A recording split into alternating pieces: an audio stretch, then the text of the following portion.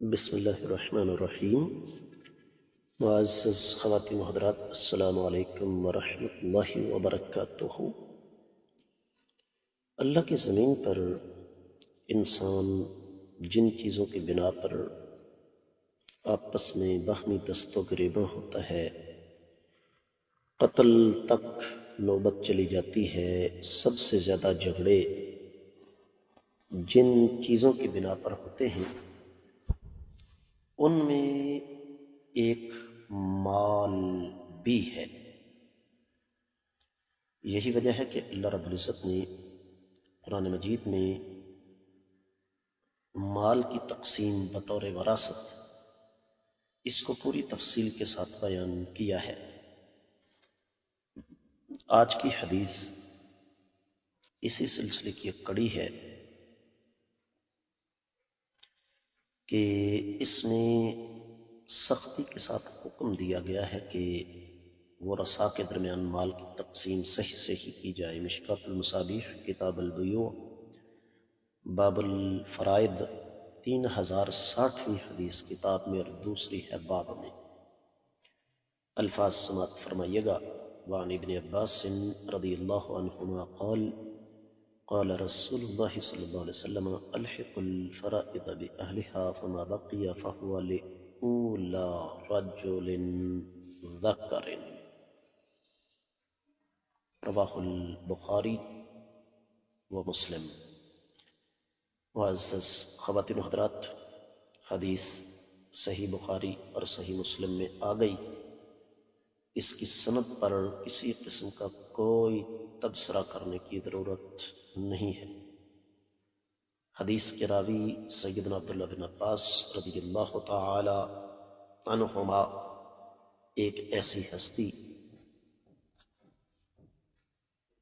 جس کے بارے میں کچھ بھی کہنے کی ضرورت نہیں ہے۔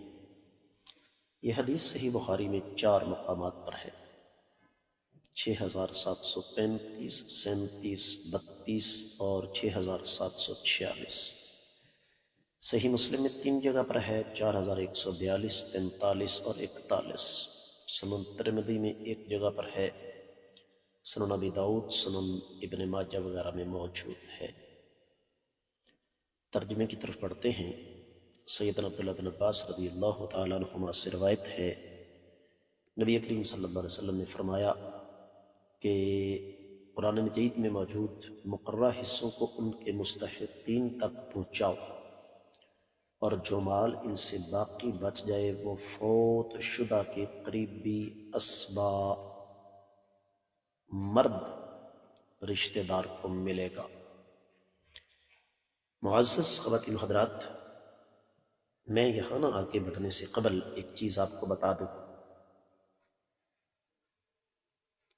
دینی طلباء جانتے ہیں کہ وراثت کے مسائل میں 3 کی گنتی کا بہت زیادہ عمل دخل ہے۔ مثلا وراثت کی شرائط 3 ہیں، وراثت کے موانع 3 ہیں، وارثوں کی اقسام 3 ہیں۔ تو یہ 3 کا عمل دخل، پھر اسی طریقے سے کسی بھی انسان کا وراثت کا مال تقسیم کرنے سے پہلے جو کام کی جاتے ہیں وہ بھی 3 ہیں۔ سب سے پہلے قرض، اس کے بعد کفن دفن، اس کے بعد پھر وصیت، پھر وراثت کی تقسیم۔ تو قرآن مجید میں کچھ ورثاء کے حصے مقرر ہیں۔ مثلا کسی کو آدھا ملے گا، کسی کو تہائی، کسی کو 2/3، کسی کو چھٹا، کسی کو چوتھا، کسی کو 8واں۔ یہ دینے کے بعد اگر مال بچ جائے تو پھر اسباط کو ملے گا۔